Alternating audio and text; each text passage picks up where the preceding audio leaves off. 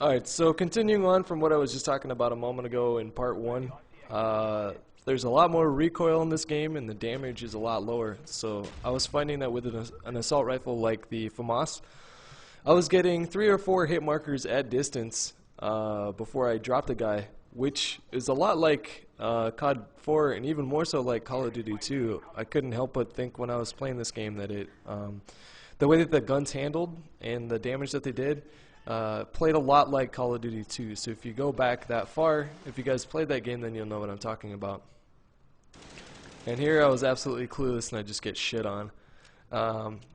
For this match and for the match that I was playing after this, I actually didn't have any audio in my headphones, and so I was playing with this sort of weird handicap. I ended up doing alright anyways. And then I played another match of a different game type, which I'm going to upload a little bit, some clips from that later on. But that mode I just really kind of sucked it up. But I'm not really showing this gameplay for you guys to sit here and say, oh my god, you're so pro at this game. It's more just so you guys can see what this game is all about. So I'll go right into questions that, for those of you guys that were following me on Twitter and asking me questions about the game, a lot of you guys are asking me about the dive to prone. I don't even know if you see me do it once throughout this entire gameplay here. And that's because I didn't really find it to be that useful. In fact, I think a lot of people are going to be, yeah, here's a little RC car. I think a lot of people are going to be doing that on accident when they try to drop shot. So the way that you dive to prone is if you're sprinting and you just hit the prone button, or I don't know if you hold it or if you just tap it, but you'll dive. And while you're diving, you can't shoot at all. It's purely an evasive tactic.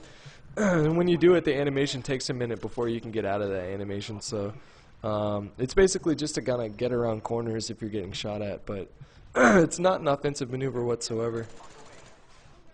A lot of you guys are asking about the nade damage in the game. I don't know if you guys see me chuck any nades, I can't remember, but the nade damage is pretty much identical to that of Call of Duty World at War and Modern Warfare 2, which is, it's not like a return to Zeus grenades from Call of Duty 4.